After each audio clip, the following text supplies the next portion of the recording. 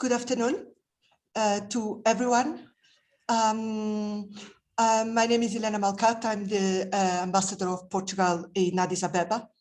And I'd like to start with a warm welcome to all the participants in this Green Talk, co-organized by the Embassy of Portugal, the European Investment Bank delegation, and the European Union delegation to the African Union.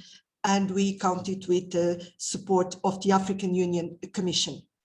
I'd also like to extend our gratitude to all our speakers this afternoon and to our moderator, Mr. Jean-Paul Hadam, Director of Technology, Climate Change and Natural Resources at the United Nations Economic Commission for Africa. This Green Talk is part of 30 days of dialogue between African and European partners in the months leading up to the high-level EU-Africa Green Investment Forum to be held in Lisbon on the next 23rd of April, organized by the Portuguese Presidency of the Council of the European Union, together with the European Investment Bank. During these months, more than 20 events are taking place across many African and European capitals, with the participation of political representatives and experts to identify best practices and solutions to be shared to this shared challenge of a greener and more sustainable recovery in the post-pandemic time. These dialogues, as I said, will culminate and feed to a high-level forum. The forum will itself bring together leading government and business personalities, international and development financial institutions, private sector and academia from Europe and Africa to discuss how to strengthen green investment between the two continents. The forum will showcase how green and sustainable business models are profitable, create jobs and generate wealth, while contributing to achieving towards climate goals. In Addis Ababa, we chose to focus our Green Talk on a subject where Africa and Europe share a common interest, the potential of blue economy to be a driving force to sustainable, but also competitive and inclusive development in this world post-pandemic that we are all waiting for. And of course, we also want to explore avenues on how we can create a reinforced partnership with African blue economy in view of the next EU-AU summit. So our talk here in Addis is a green talk, but it's also a blue talk. And without much words, I will now have the great pleasure to introduce our keynote speaker, His Excellency the Minister of the Sea of Portugal, Mr. Ricardo Serrão Santos. It's difficult to summarize the biography of the minister. What I can say is that Minister Ricardo Serrão has a prestigious career connected to sea issues, both in the academia and where he has been a professor and a pro-rector in the University of Azores, and also in politics, namely in the European Parliament, where he was a member for from 2014 to 2019.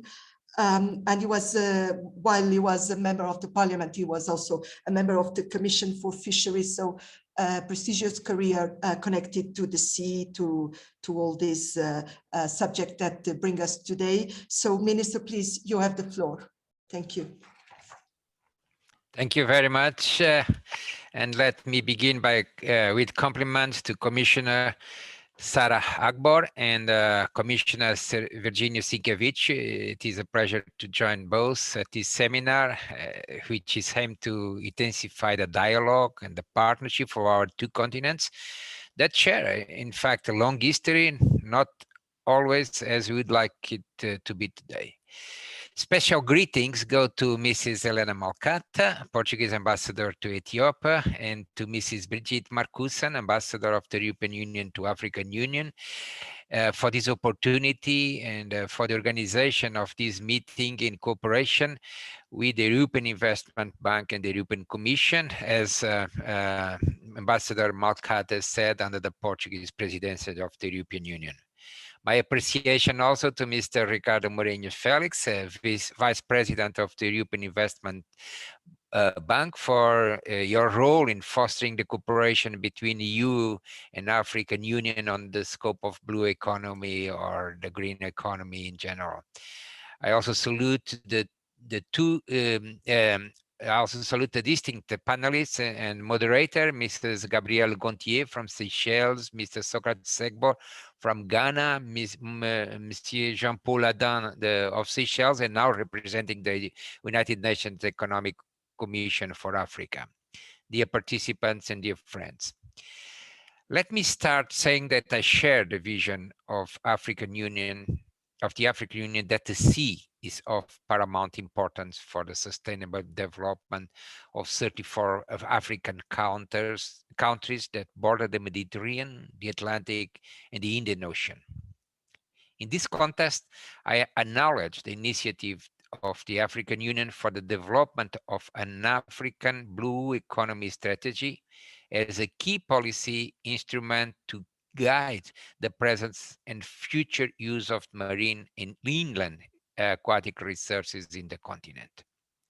In 2017, as member of the European Parliament, I was one of the rapporteurs of the ACP European Union Joint Parliamentary Assembly resolution on blue economy, opportunities and challenge for ACP countries. This joint resolution tackled the basis to promote economic growth, social inclusion, and the preservation and improvement of livelihoods, while at the same time ensuring environmental sustainability of oceans and coastal areas. In fact, many African countries have a potential comparative advantage in the blue economy, taking into account their geographical location, but mainly their natural oceanic capital and their wealth of natural resources. The ocean and coastal areas provide, in fact, a wide range of ecosystem services for the populations, from fisheries in aquaculture to coastal tourism, maritime transportation, and oil and gas. On the other hand, the expectations of development based in new technologies open new opportunities in the field of bioprospecting and renewable blue energies. According to the numbers presented at the strategy, today the blue economy in Africa employs, in fact, 94 million people, which is about 20% of the coastal population that lives within the 100 kilometers from the coastal line and generates about 248 billion euros annually. And the expectations are that those numbers will increase substantially during the next decade. We have to remember the vast array of research of 13 million square kilometers of African maritime or miles of maritime areas under national jurisdiction. And you have to think that plus of 7.5 million square kilometers in the context of a standard continental shelf, and should be used and explored in a sustainable manner based on the better technologies and scientific knowledge. I believe that the blue economy development will be important to alleviate the socioeconomic trends that the African continent is facing today. There are several challenges, however, that negatively affect the development of blue economy. On the one hand, the underdeveloped scientific and technological structure, where a new focus on cooperation is really required. Blue growth with no scientific basis can turn out very badly. Sustainable fisheries and aquaculture are essential to improve Africa food systems and fight hunger. However, the traditional fisheries sector still face serious challenge. and data on economic losses in this field are a bit disturbing. Overfishing, illegal, unreported, and unregulated fishing, along with other unsustainable fishing practices, are critical problems for the region. I would like to remember that in 2016, the General Secretary of the Fifth Africa, Caribbean, and Pacific Meeting of Ministers in charge of fisheries and aquaculture that was held in Bahamas estimated that the sum of net losses in Africa due to overfishing is around 8.8 billion euros annually. And these numbers are dramatic, and the challenges to reverse the situation should be met seriously by African countries. Moreover, pollution by chemicals of all sorts, including plastics and large-scale habitat destruction, alongside with increasing impacts of climate change on marine and coastal environments, are serious problems that compromise the sustainable development of the blue economy, not only in Africa, but as it is elsewhere. To these environmental concerns, some of the technical economic barriers Africa countries face to the market and the weakness of economic, educational, scientific, and technological structures, which seriously restrict their efforts to attain the desirable and the need sustainable development within the blue economy. Therefore, we need all to cooperate to find and implement the proper mechanisms to give Africa the much required and fair opportunity to join the future with strength and resilience. And the world cannot progress toward a sustainable economy and society without Africa. However, sustainable development cannot be a marketing purpose. It has to be a commitment. You should be take rather seriously the disparate and contrasting levels of development between regions and countries. And the most in risk of deteriorations of environmental conditions are the least developed. However, they have been the least to contribute to the new state of the planet. In this context, I acknowledge this initiative to bring together the community and business leaders from Africa and in Europe to promote blue economy, best practices, and to define sustainable investment to support African coastal communities. I hope sincerely that all of us profit from the support made available from the European Investment Bank to strengthen the Africa-Europe partnership by unlocking cooperation and investments in sustainable blue economy for the well-being of Africa and African and European people. And let me add that Portugal remains also strongly committed with this partnership. Portugal shares a common past with several African countries, and the first thing to bind us all was and is precisely the ocean. Currently, Portugal holds the Portuguese presidency of the European Union, and we are including the oceans in our agenda with Africa. In this context, I would also like to share some relevant events taking place in Portugal during these presidencies.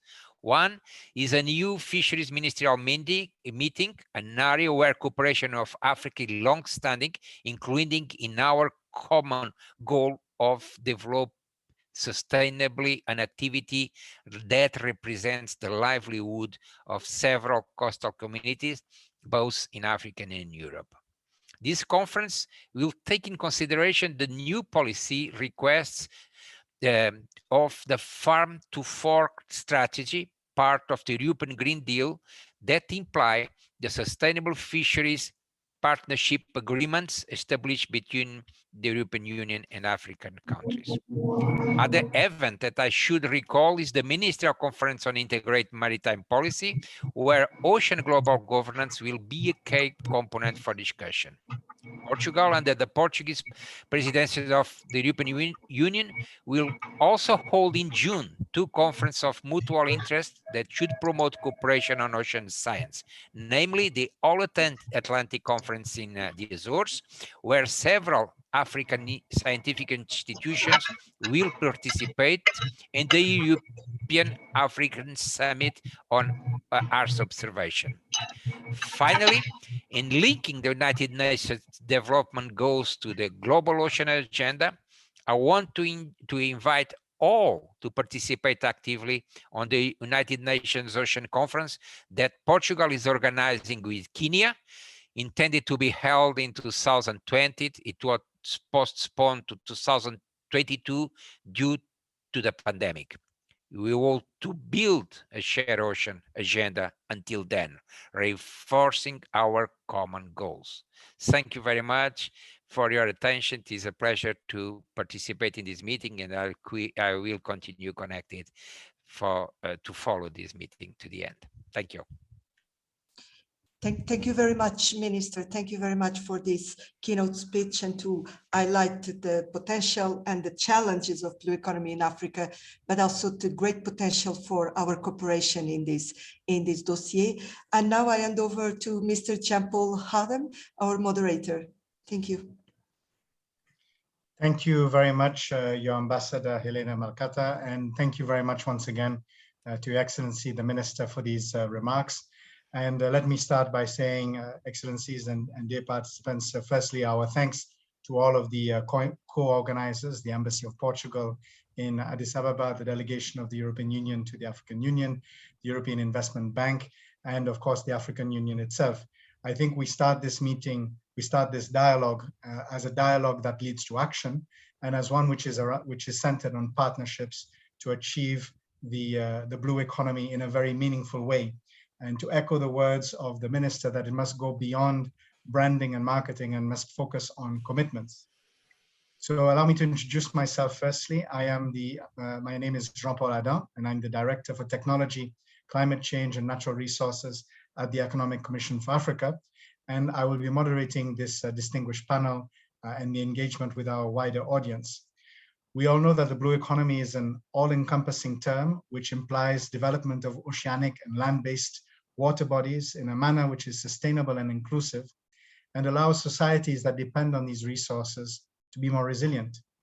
And in this era of COVID-19, we need more than ever to implement strategies that don't just allow us to resolve the current health and economic crisis, but which allow us to build forward better, to change the development paradigm.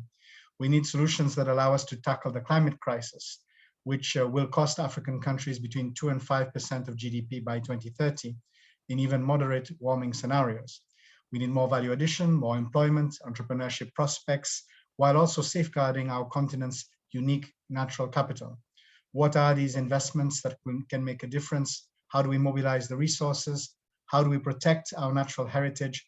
How do we promote the public-private partnerships?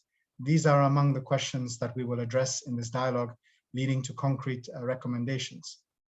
We will start with some initial statements from our key panelists, and it is my pleasure to introduce our panelists. We have with us Her Excellency Professor Sarah Anyang Agbor, the Commissioner for Human Resources, Science and Technology, and she is the Acting Commissioner for Agriculture, Rural Development, the Blue Economy and Sustainable Environment.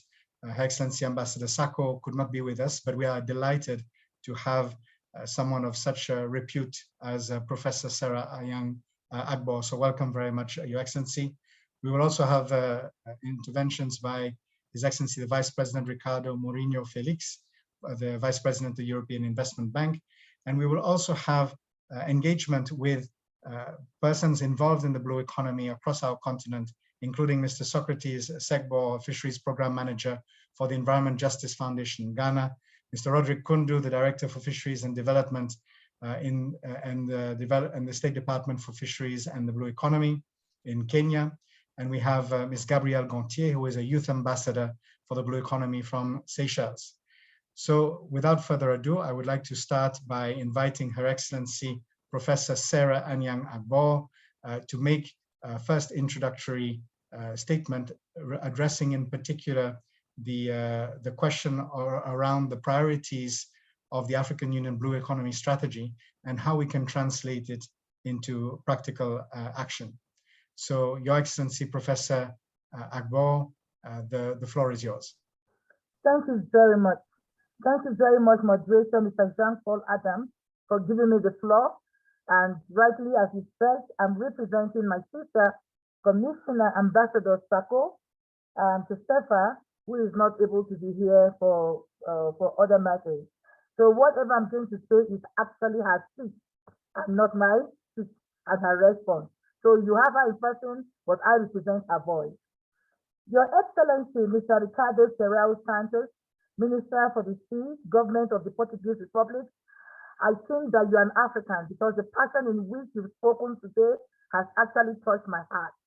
And Your Excellency, Commissioner Virginius Sinkevicius, European Commission, the Vice President Ricardo Morejo Felix, European Investment Bank, Your Excellency, my sister, Mrs. Bridget Macuson, the Ambassador of the European Union to the African Union, Your Excellency, Mrs. Helena MacArthur, the Ambassador of Portugal to Ethiopia, the Youth Ambassador who is here, Gabriel, Mr. Secretary Sabo, and Mr. Rodri Kundu, distinguished ladies and gentlemen, on behalf of the African Union Commission and on behalf of my sister, the Commissioner for Agriculture, Rural Development, Blue Economy and Sustainable Development, Her Excellency Ambassador Sako, let me first of all thank the government of Portugal, the European Union, and the European Investment Bank for organizing this session today as part of the several green talks that are taking place in African and European capitals as bridges to the high-level Green Investment Forum that will be hosted in Lisbon later this month in the framework of the Portuguese presidency of the Council of the European Union.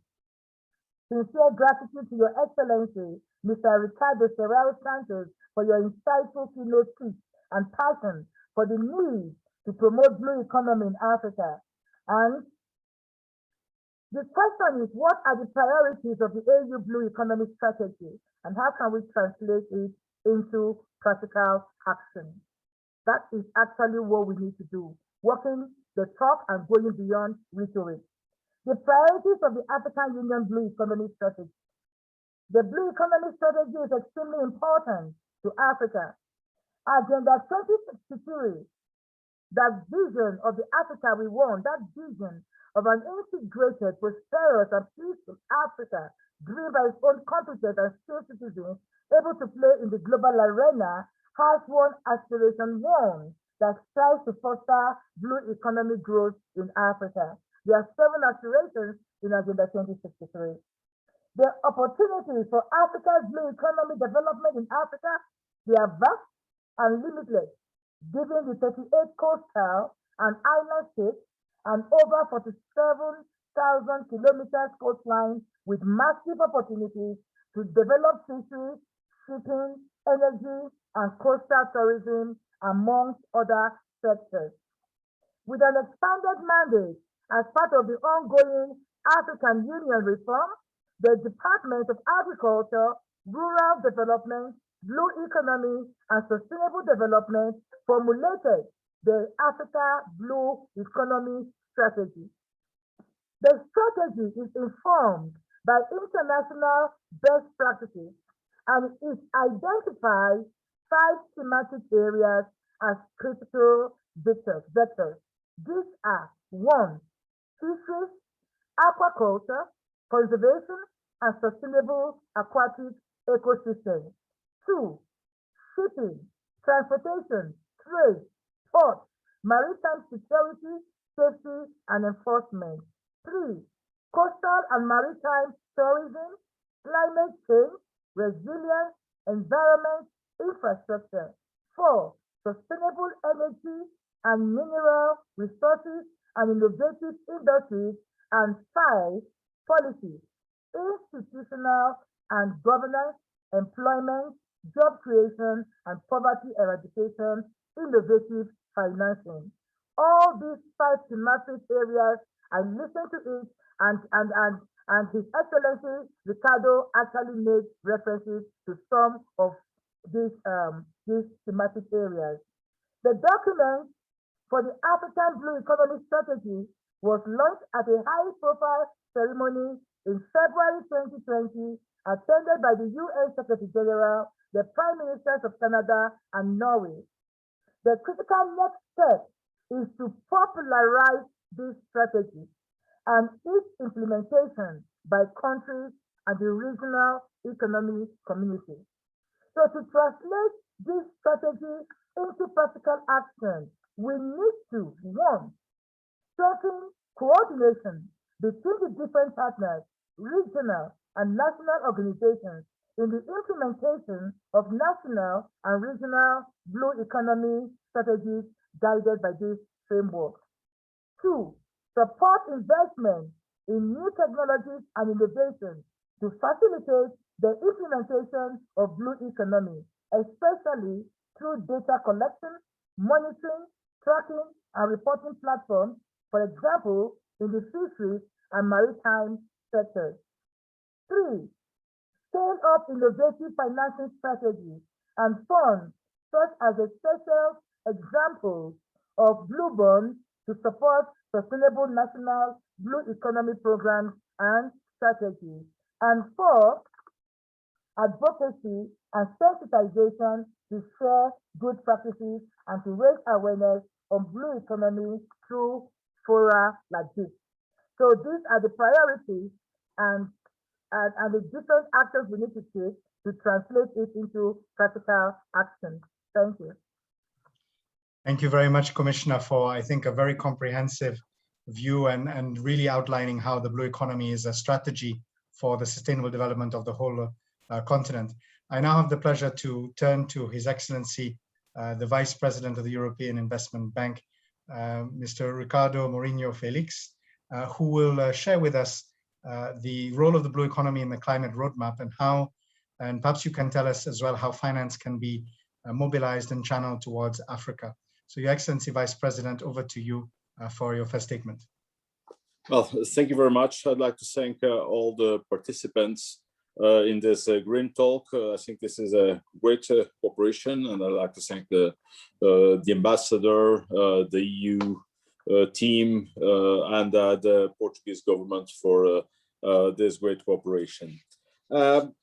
The blue economy importance at the EIB has increased over the recent period. So we started back in time already on the blue economy, but more recently we have adopted the Climate Bank Roadmap, and the Climate Bank Roadmap has a number of principles that are quite ambitious and in line with the European Green Deal. So in a sense, the Climate Bank Roadmap is a EIB declination of the European Green Deal, since the EIB being the Bank of the European Union, we are a financial arm that puts in place funding to make the policies of the European Union possible and to foster these policies not only in the EU but beyond EU borders.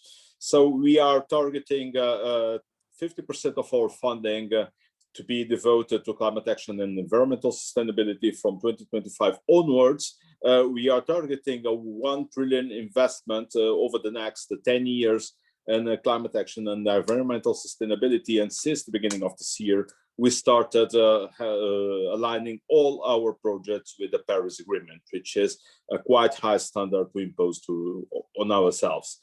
So that said, the role of oceans in climate and in environmental action, I would say it's pivotal. So oceans cover 70% of the world's surface. They generate 50% of the world oxygen, absorb half of the carbon that is produced, and I would say that even more important, life started on the ocean. So the ocean has 80% of planet biodiversity. So it's a very big bank of biodiversity that is key to develop many things that we use in our lives, in particular to develop medicines and vaccines that we use, and we know how important they are. So keeping oceans clean and healthy is of utmost importance for ensuring a sustainable development, but also to ensure the future of our planet, the future of biodiversity, which in a sense is the future of humanity. So EIB Climate Bank Roadmap recognizes a unique role for oceans, the need for it recognizes the need for additional investments and the need to tackle the existing challenges, but also the new challenges, in particular with the times you're living with COVID and extremely large and the use of all this protection equipment for persons that we use these days. We need to take care of these microplastics because we need to have appropriate treatment of sewage. Otherwise, many of them will end up in our seas and will end in the seas of everybody because the seas are interconnected. So it does not depend where they are entering into the sea. It depends on how they are as prevalent in the seas and the impact this may have. So with this ambition, we developed the EIB Clean and Sustainable Oceans program, which includes thus far 2 initiatives, the Clean Oceans Initiative and the Sustainable Ocean Strategy.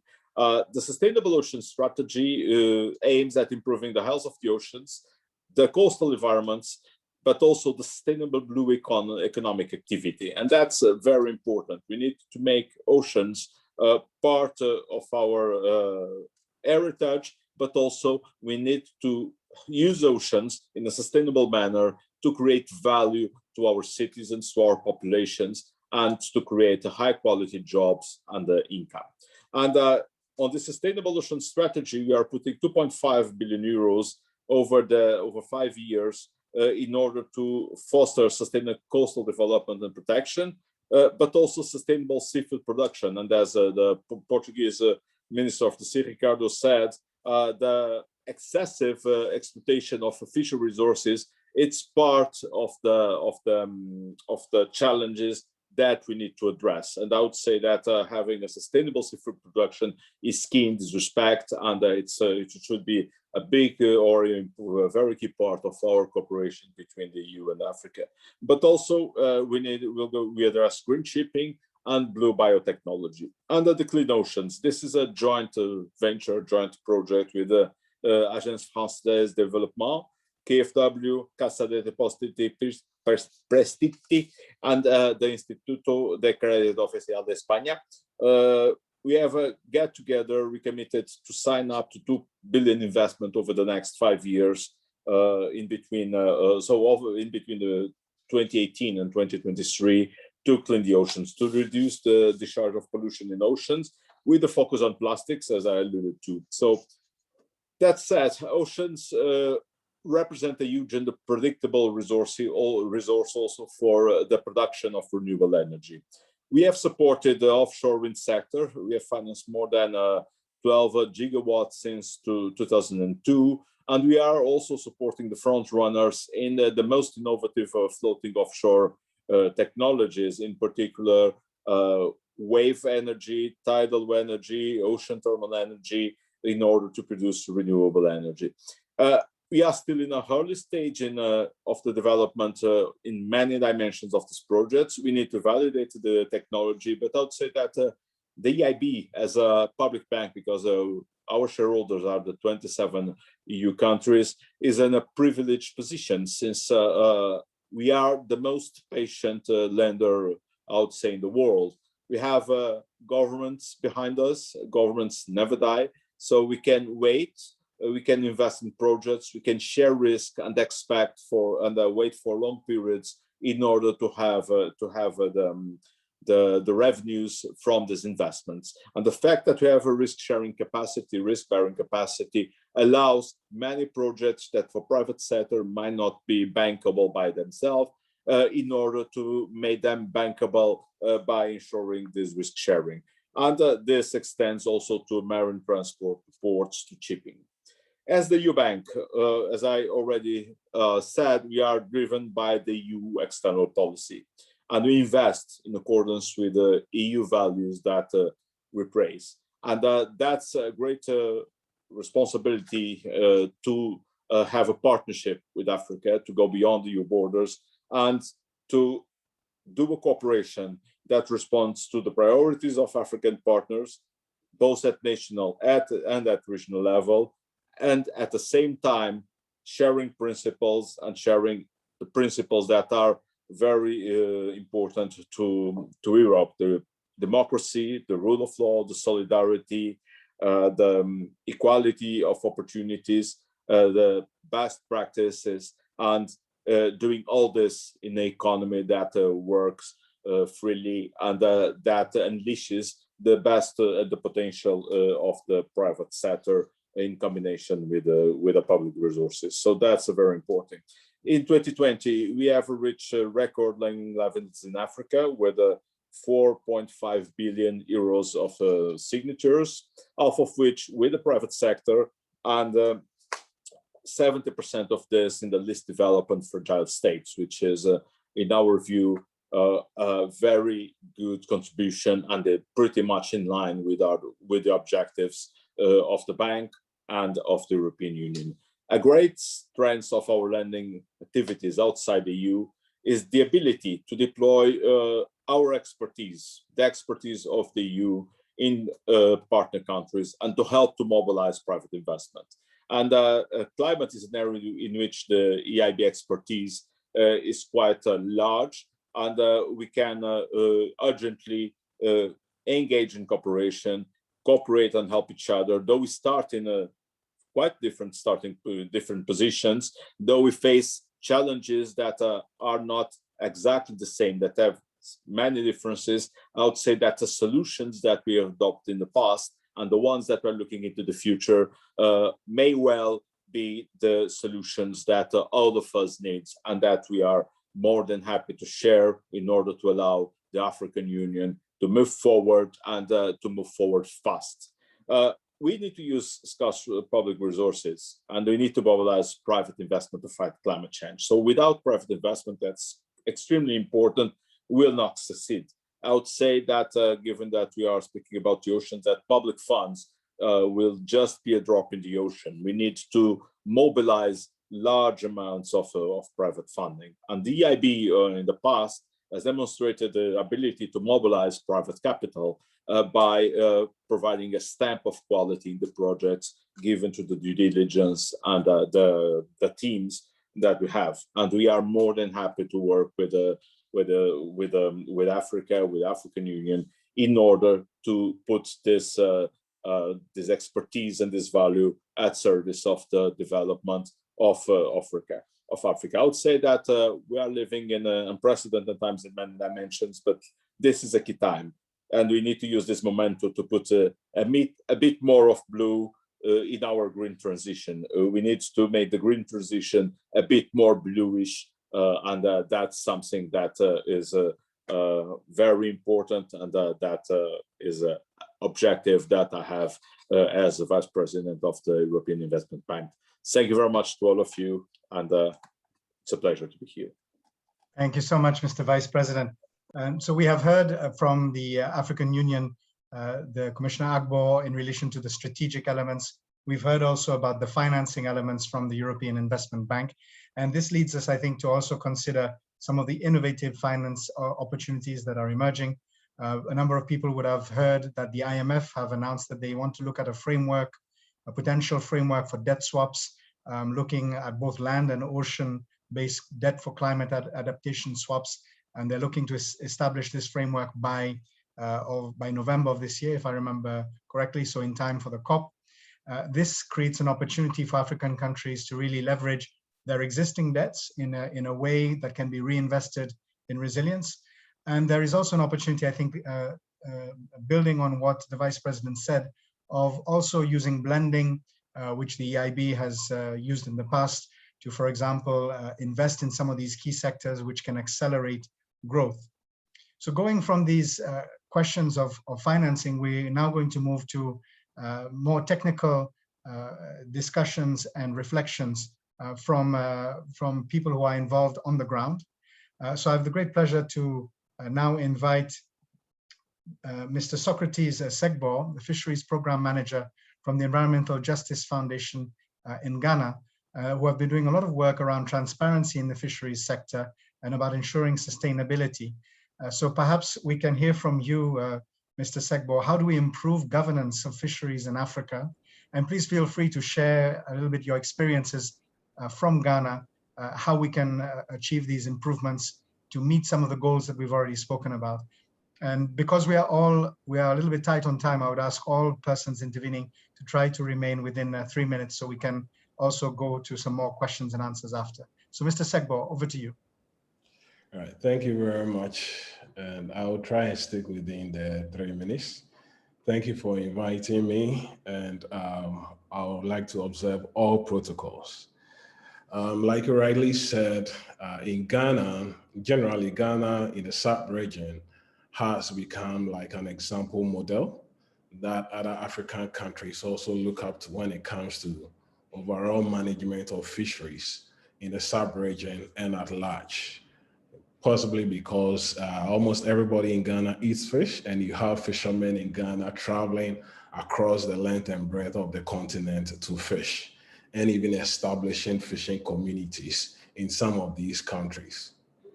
In Ghana, fishermen, fish processors, fishmongers, communities, the government, NGOs, and international agencies have recognized the critical role of fish in the life, the livelihood, and nutrition of our Ghanaians, establishing that fisheries provides livelihood to about 10% of the general population, in this case, over 2.7 million.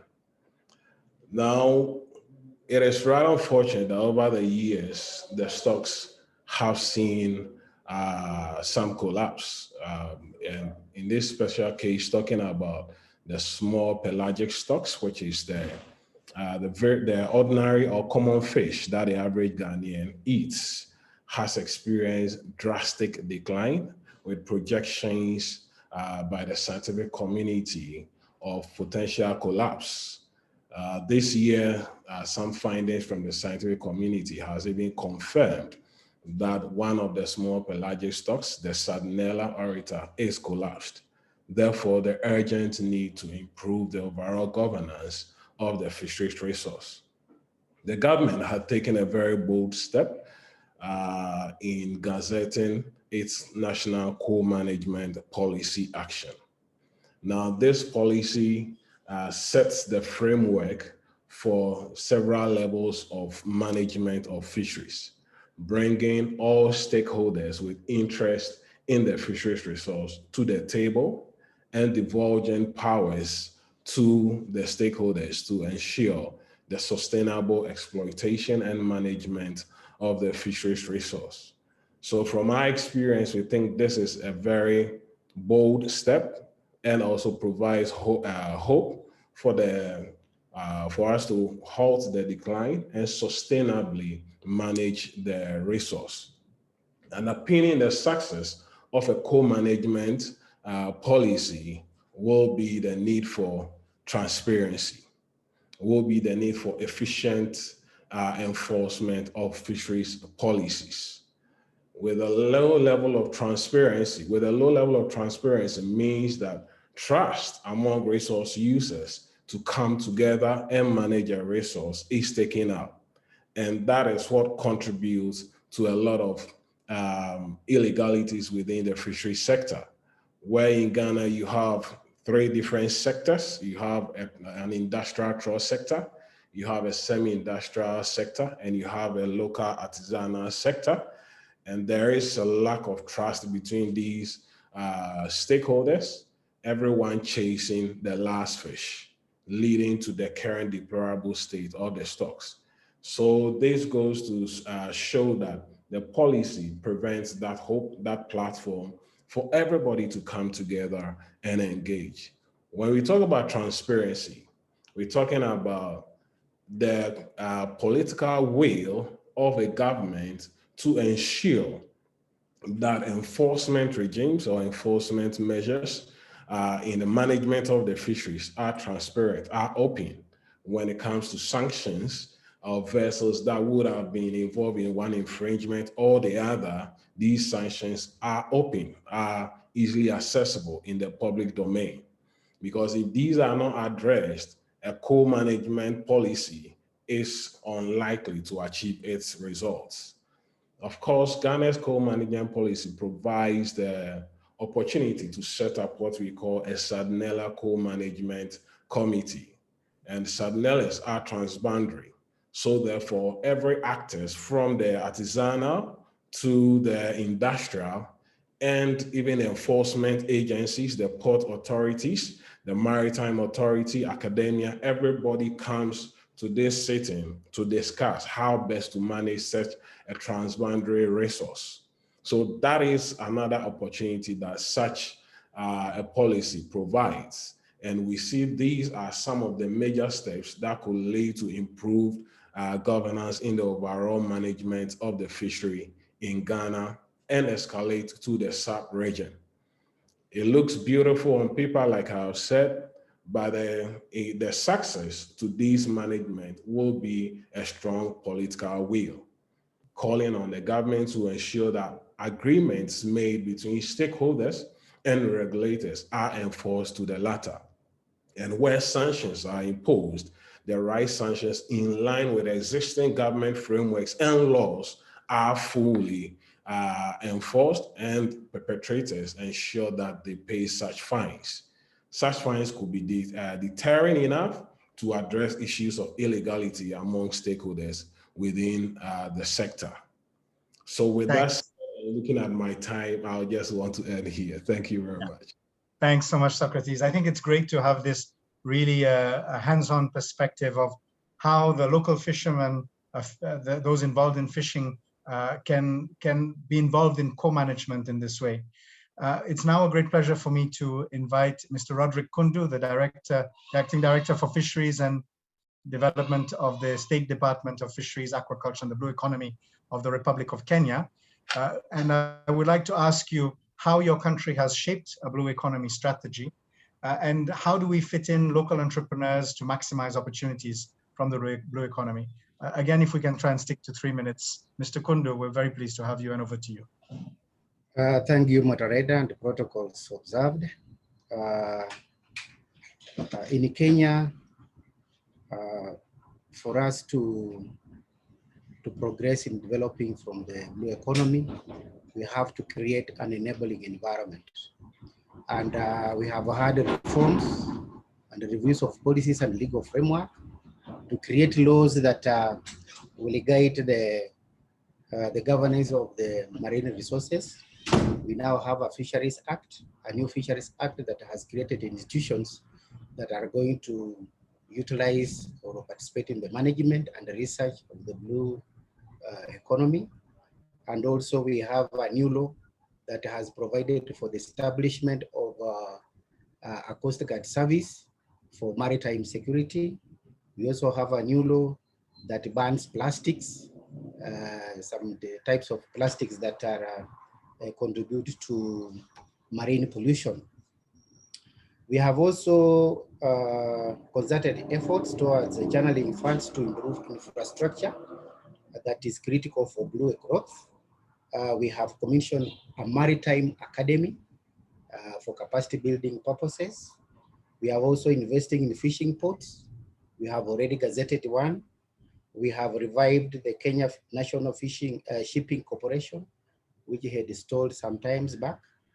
And we have effectively participated in the development of the regional IGAD, Intergovernmental Authority for Development, and we have also participated well in the African Union Blue Economy Strategy. And currently, we are also a member of the working group of the blue economy in the Indian Ocean Rim Association region. So for empowering the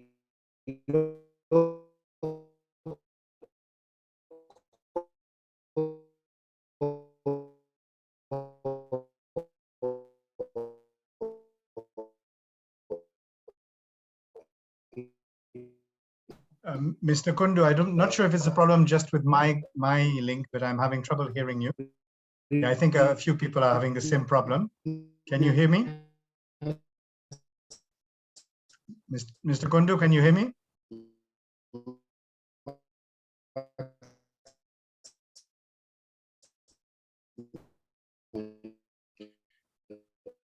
Unfortunately, Mr. Kundu, I think your opportunities connection. from the blue economy. Hello, are you getting me? Can you hear me? I can hear you. Unfortunately, the quality of the sound was very bad. So we missed around the last 30 seconds or so of what you said. It might be worth trying without the video, just to see if that improves the quality of the sound. So I would suggest go ahead, perhaps without the video, and let's see if that helps.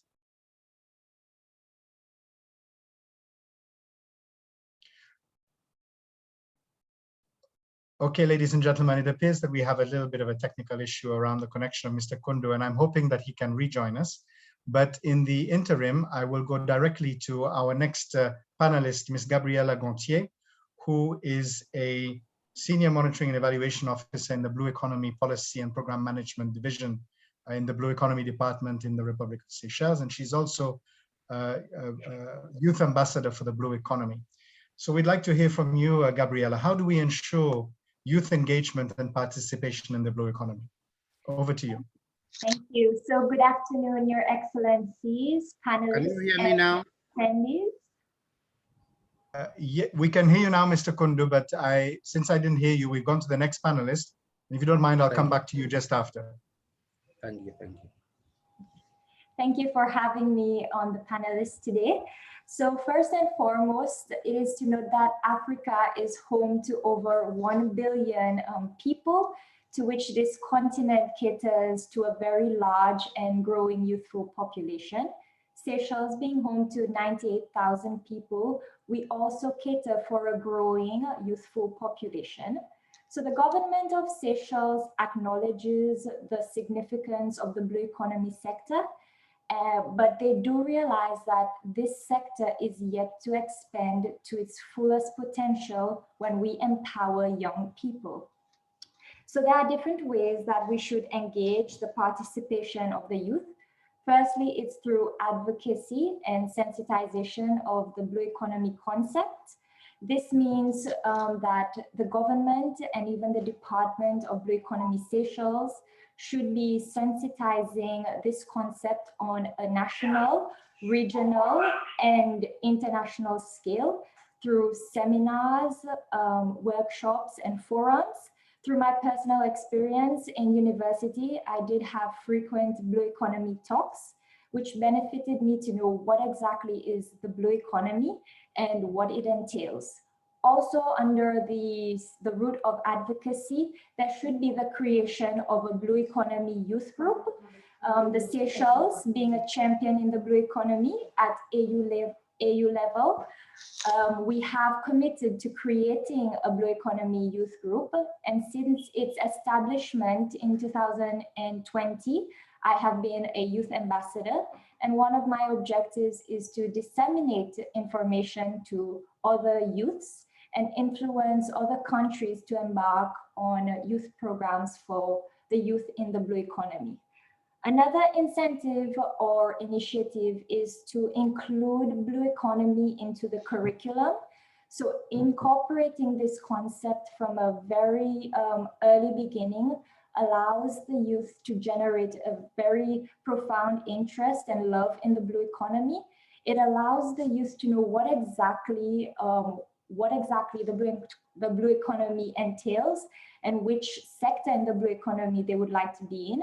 In Seychelles, we have many youths participating in this sector, but it is more on-site jobs such as captains or marine biologists.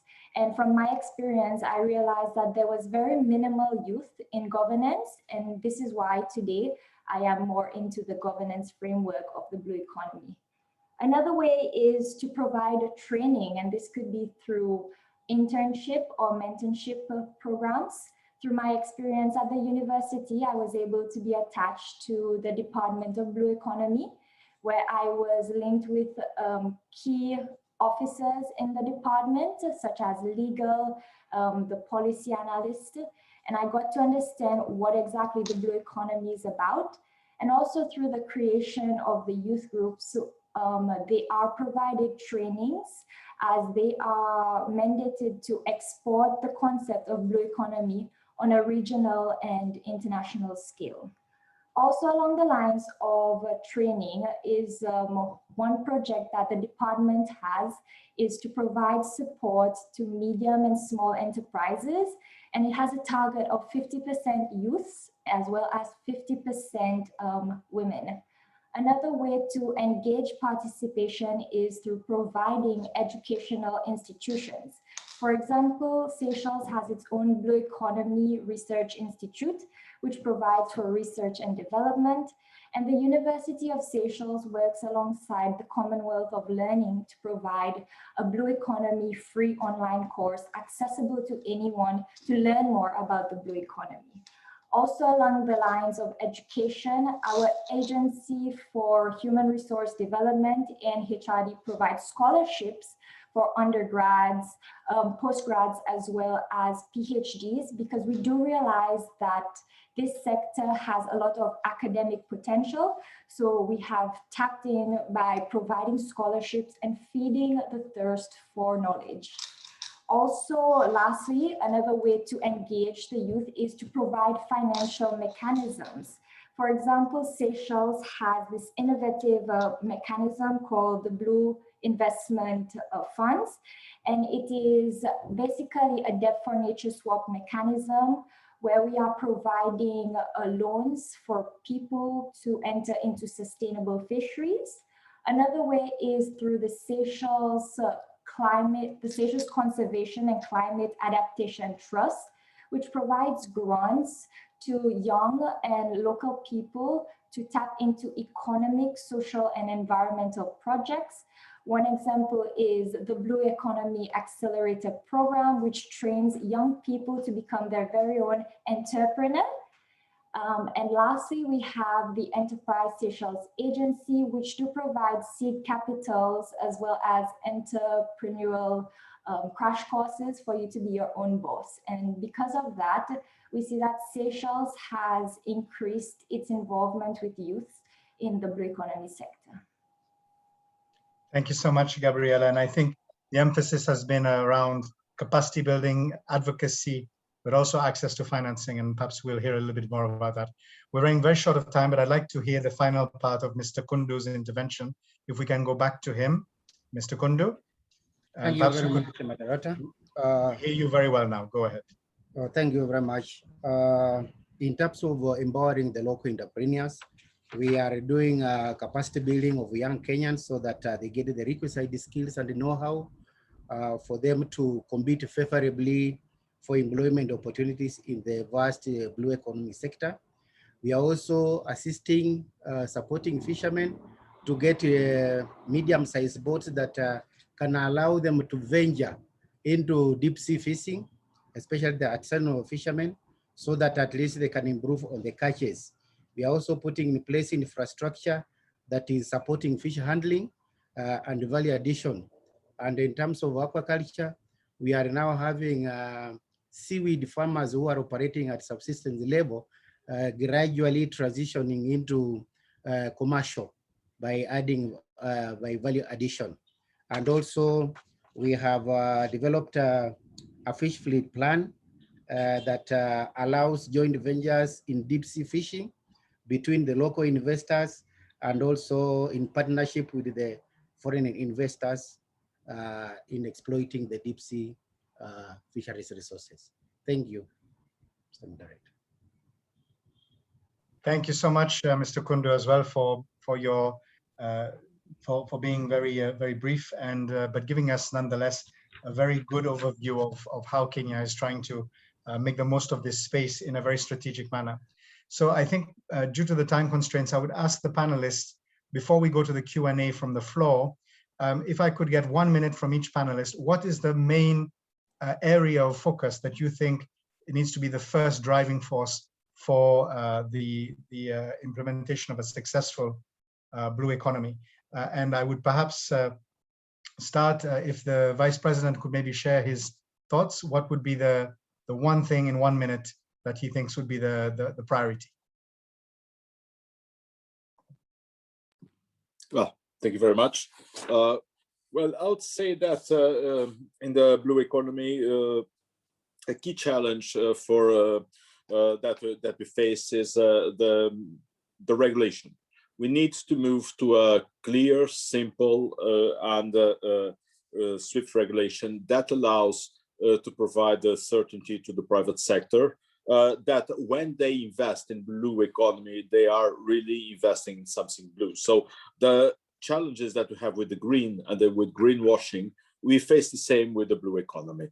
But while on the green, the EU taxonomy is quite detailed, and we are now finalizing the work at EU on the taxonomy and on the detailing and on the secondary legislation. For the blue economy, we are still at the earliest stage. So this creates challenge in this respect. Let me tell you that efforts have been made, and we have been working in the sustainable blue economy finance principles, and we're a group where the IB has been present with the World Wildlife Fund, the United Nations, also the European Commission and the World Resources Initiative and the World Bank. We have been working on that, on making it clear and setting a clear the guiding framework that allow for the financing of the sustainable ocean economy. And it's important that in these discussions, we involve all the stakeholders. This should be science-based, but this should also involve the corporates, the civil society, the NGOs, such that we build something that is science-based, but that is that is transparent, that is auditable, and that allows private investors and provide confidence for them to put their money in blue economy instruments and finance this great thing that turns into a dream that comes true. Thank you. Thank you so much, Mr. Vice President. Regulation and clarity, security for the private sector. That's very clear. Mr. Socrates Segbo, your thoughts. One quick takeaway. Thank you very much. For Ghana, we are very in the early stages.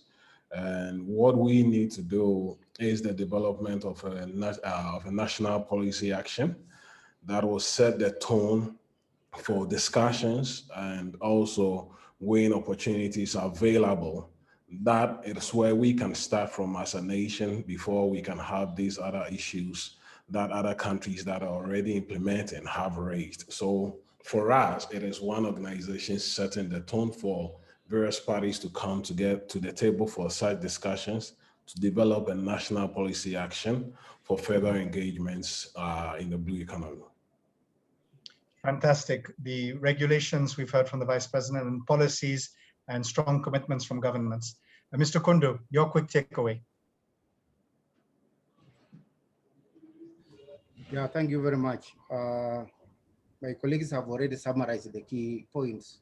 Right now, besides the policy and the legal framework review, we are also developing the blue economy strategy, covering all the sectors that have interest, and with that strategy in place, it provides guidelines on how we can fully exploit the resources in the blue economy. Thank you.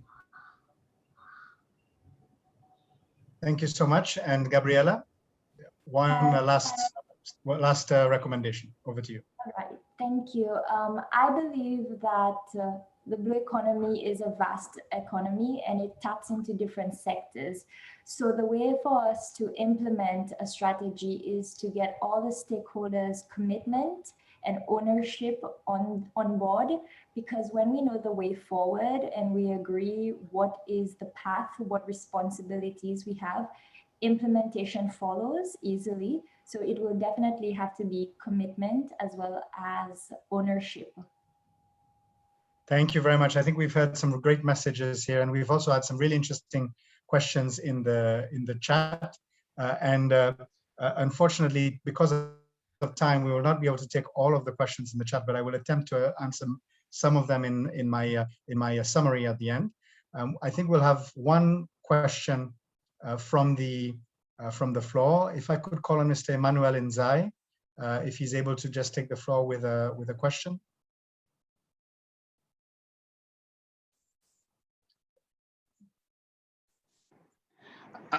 Thank you, Jean Paul, and everyone else. Thank you, Portugal. Thank you, the European Investment Bank, and for the panelists. I think this is really exciting for us. Just a quick one. We just launched an EU-funded program of 25 million euros called the Go Blue, and that has some very interesting architecture by itself. Because it's working with the local county governments and the local communities for the Go Blue growth. And we think that that's a good program. Portugal is involved in it on the tourism, culture and heritage,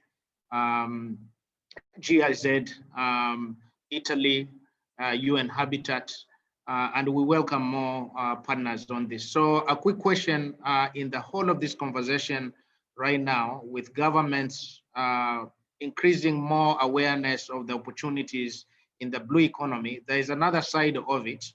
There is more pressure on the fish stocks, and I think that's going to build up right now. And this is, I think, across all Africa's nation.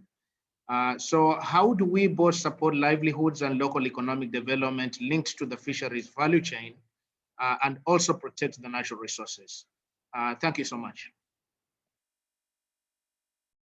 Thank you very much, Mr. Nzai, for, I think, an extremely useful question. Because we're short on time, I will perhaps give a very quick answer myself, and then I will invite the Vice President of the European Investment Bank to perhaps, in concluding, perhaps summarize a few points on governance before we go to the concluding statements. But just to say that analysis that has been done recently by the Economic Commission for Africa has actually shown that by investing in green or blue sectors, we actually get a better return on investment than if we were to pursue investments in fossil fuel-based industries, for example.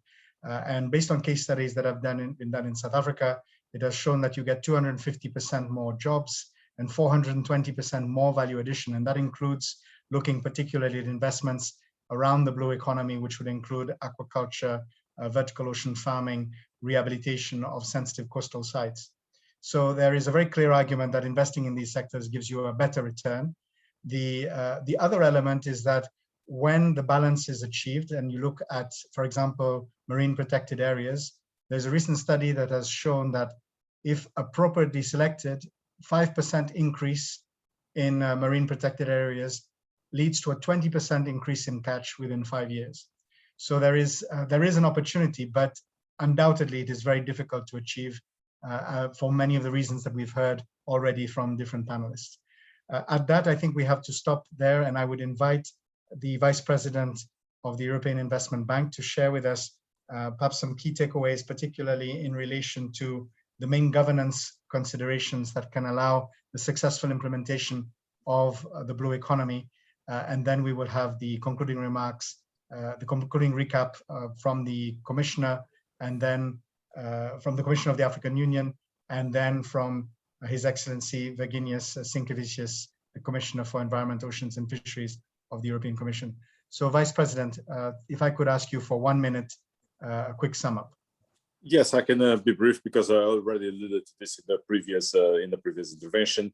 So I would say that it's critical for the blue ocean, for the blue economy, to have a great alignment between national governments and international financial institutions, such that we ensure that the funding that goes for the blue economy goes to the right places and avoid this big boats, this big fish that put at risk the sustainability of the oceans, either by overfishing or by other activities that exploit the sea economy in an unsustainable manner. So that said, for governments, for donors, for financial institutions, is pivotal driving the ocean sustainability agenda. Investors need to have clear guidance and to certainty towards sustainable investment. And of course, that all the work that will be done for the next years on the blue economy, in order to bring private investors, we need to have a framework, but also we need to bring some public resources that allow us to do this sharing of risk. That for us at the IB, it's very important most of the work, not to say 100% of the work we are doing in this dimension, in particular outside the EU, is only possible because we have a good and institutional collaboration, and we are the bank of the EU. So our activity is backed by EU instruments, by EU budget, by EU guarantees that allow us to drive these policies, which are the policies of the European Union. And that's also very important for all the financial institutions to have this backing by the public sector that puts his money, in this case, guarantees, put his risk or the risk-bearing capacity where their words are. And that this commitment is extremely important. On governance, I already alluded to the work that's being done, to the sustainable blue economy principles. So I would say that if I've used that we need to build back better, we need to build back better, greener, but I would say that in the blue economy, we need to build forward bluer for the future of our planet. Thank you very much, and thank you for your moderation. Thank you very much, Mr. Vice President. And I think it's been very clear that there has to be a partnership between the public and private sector. We need certainty around how these investments are structured. And the EIB has perhaps a key structural advantage in that regard in relation to its capacity, but also the risk sharing that can be achieved. And this is perhaps one of the challenges of access to finance in Africa, which was touched on by Commissioner Agbor as well. The need for innovations such as green and blue bonds, which can reduce the cost of finance for the private sector as well as for public sector investment, and particularly with the strategy of targeting sustainable areas. And we've seen and we've heard, I think, from a number of panelists, this covers such a wide array of areas. It covers areas including food security. It includes sustainable livelihoods at community level. It includes energy. It includes trade. It includes resilience in terms of climate change at the community level, and boosting the capacity of coastal communities to respond to climate change. And it's dealing with climate change both in terms of mitigation as well as in terms of adaptation.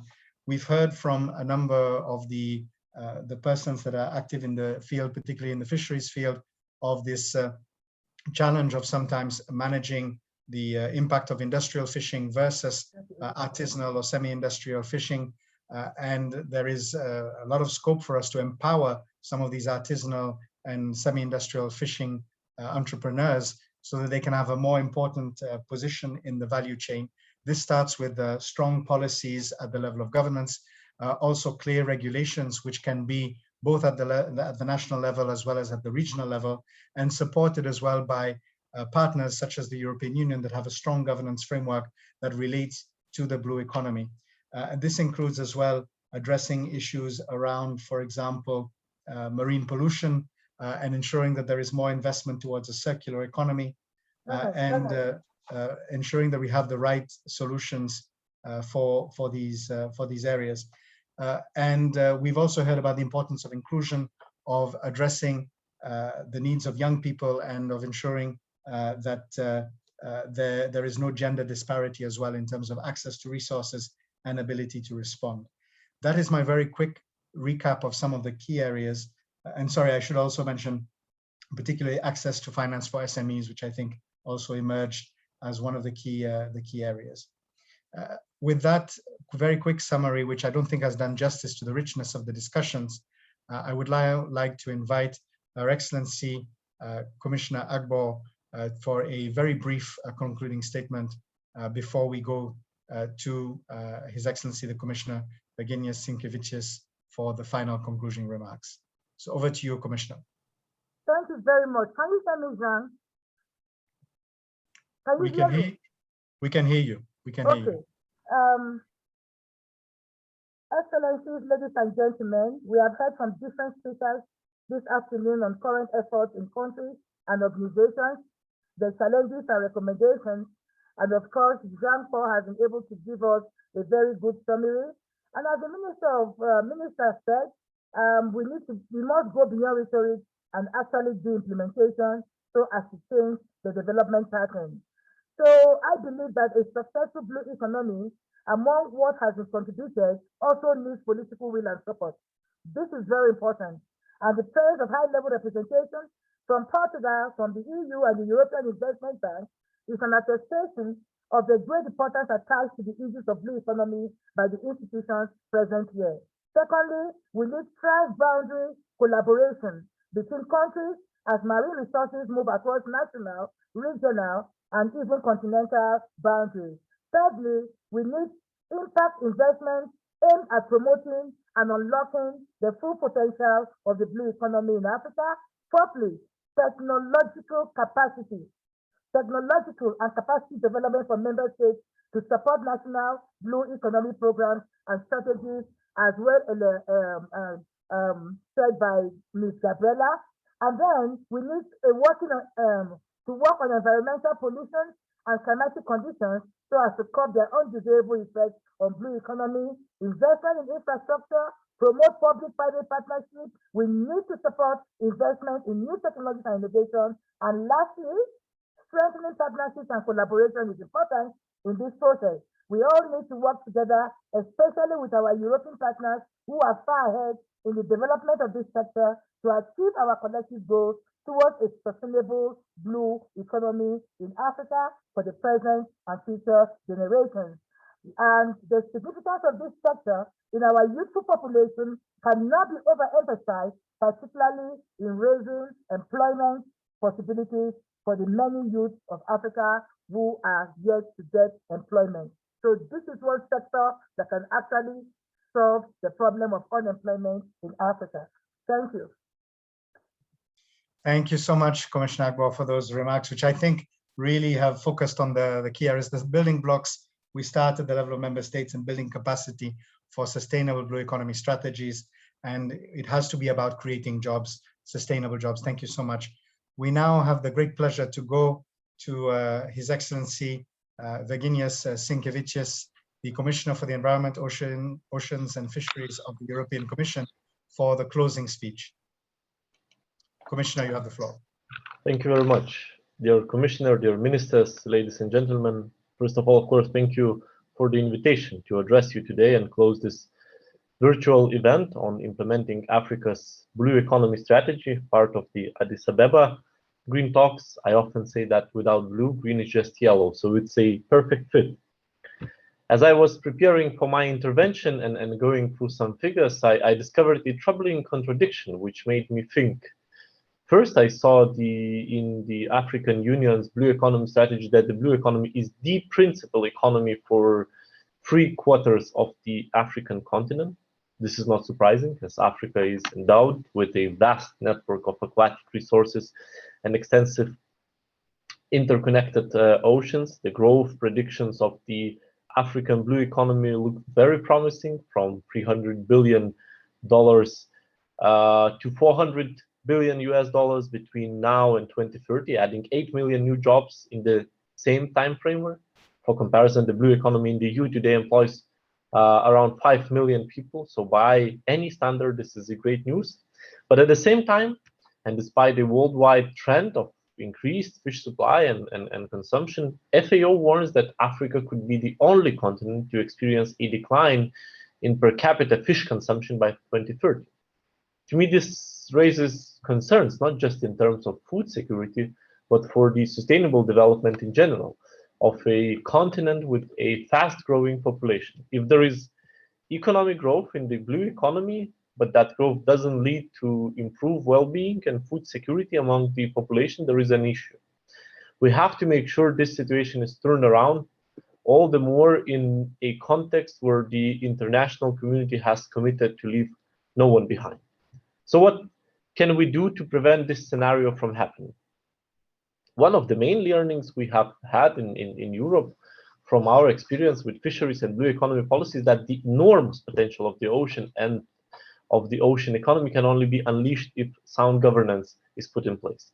Proper ocean governance reduces the pressure on marine resources and creates the conditions for a sustainable blue economy.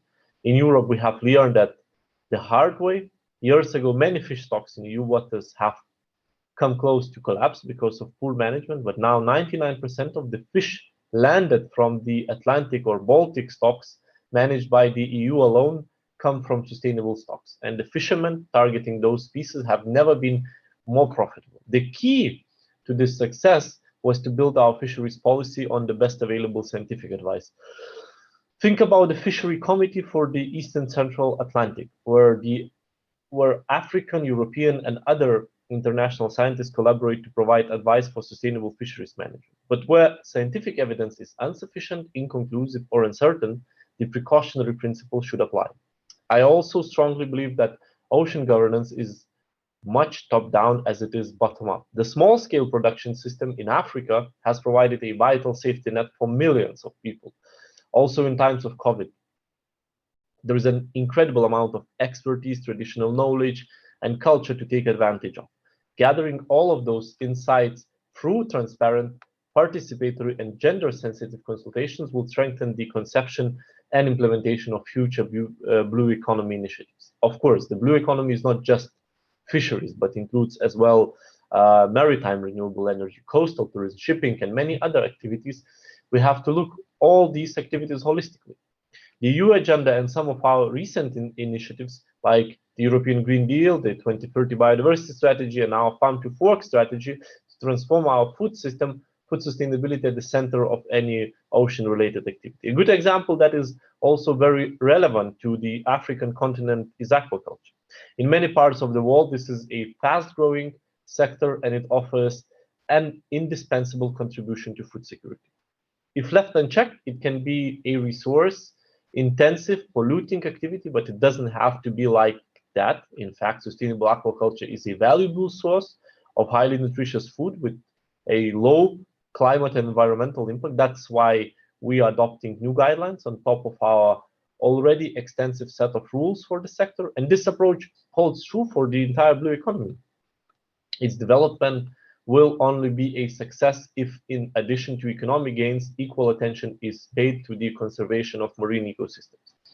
Here in Brussels, we have therefore been working on a new blue economy strategy. We are trying to change our model from a blue growth concept to that of a sustainable blue economy.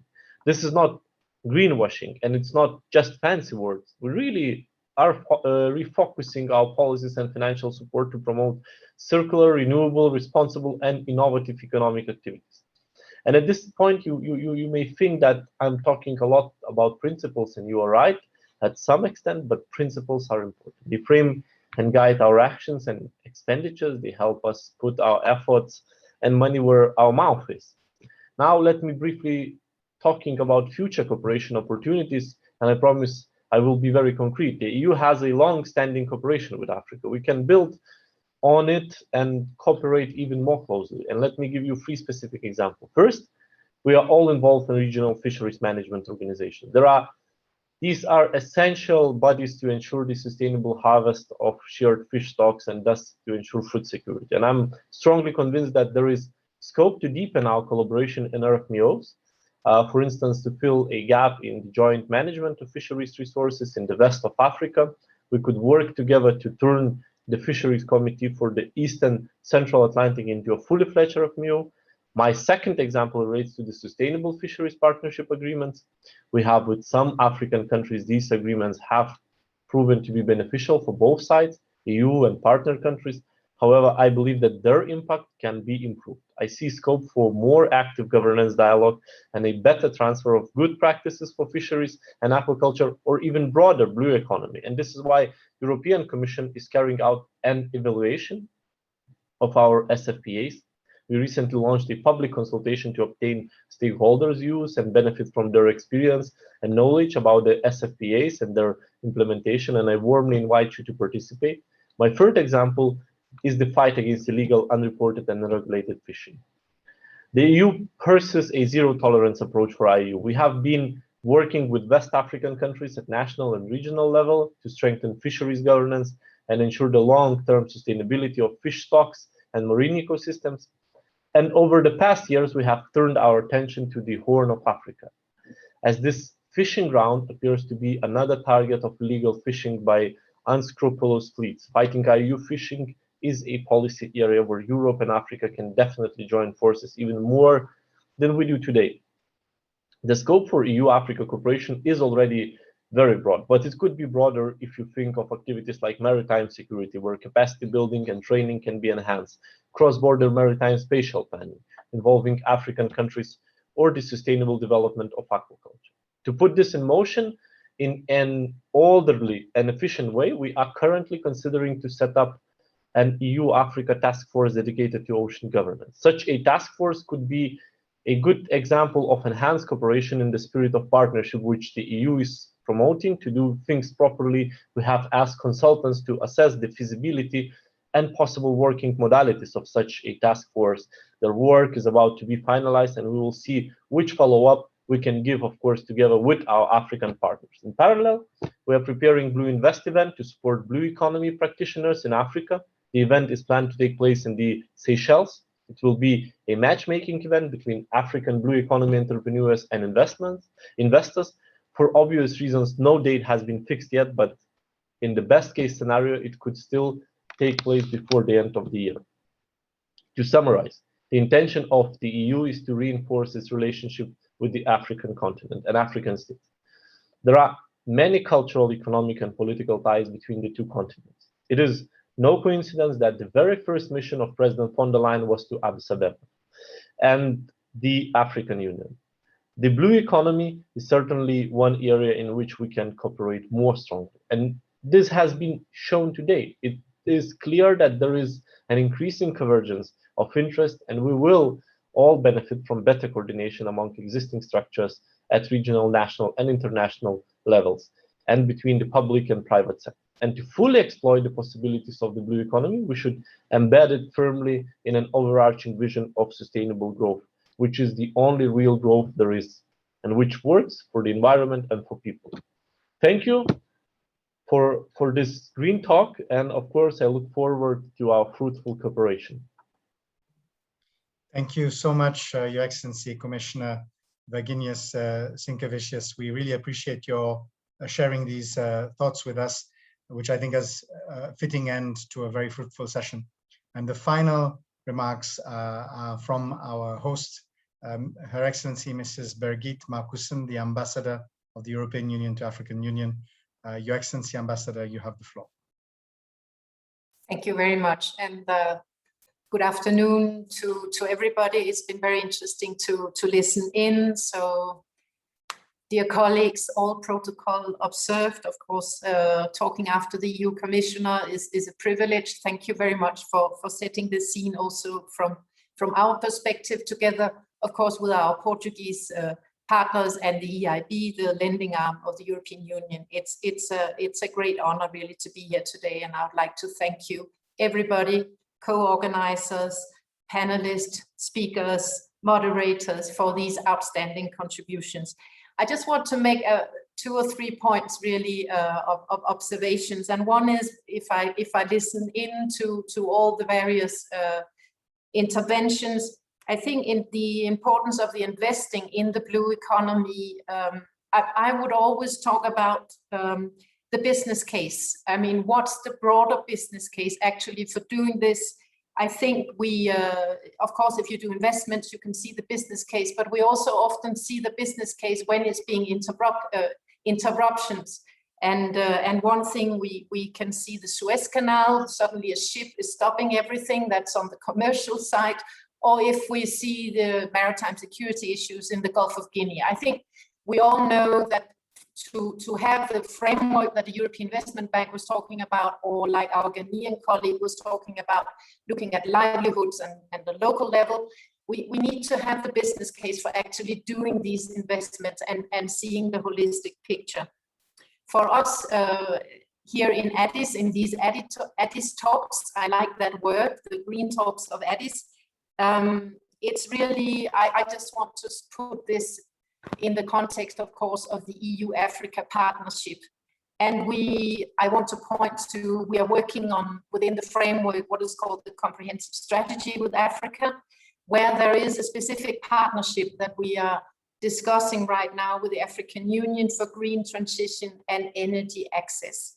And part of that really talks about the better ocean governance, including the development of sustainable fisheries, but also the blue economy, the business case, the broader business case that would be my argument.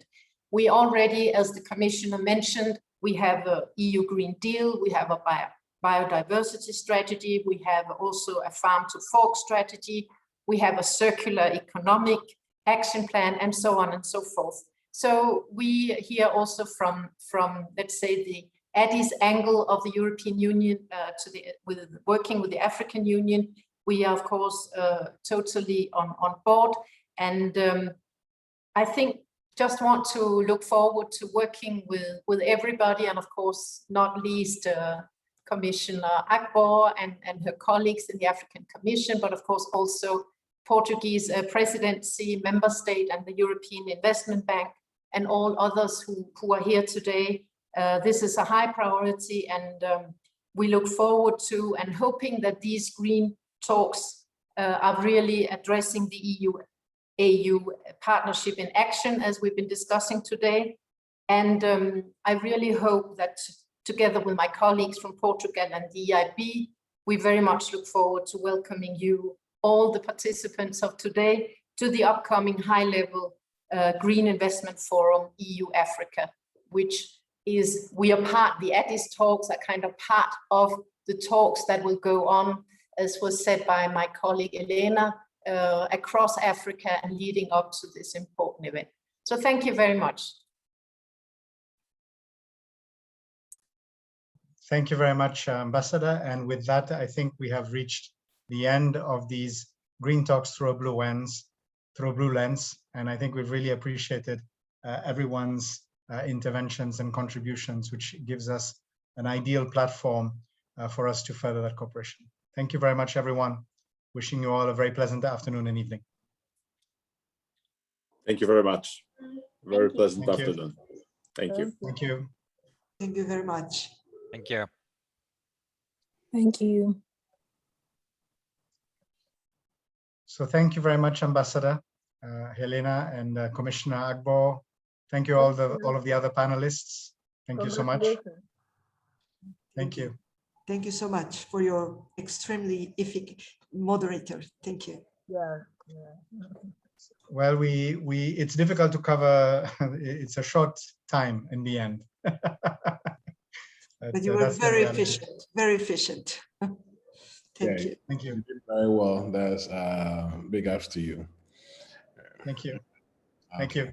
And Socrates, we can perhaps speak separately.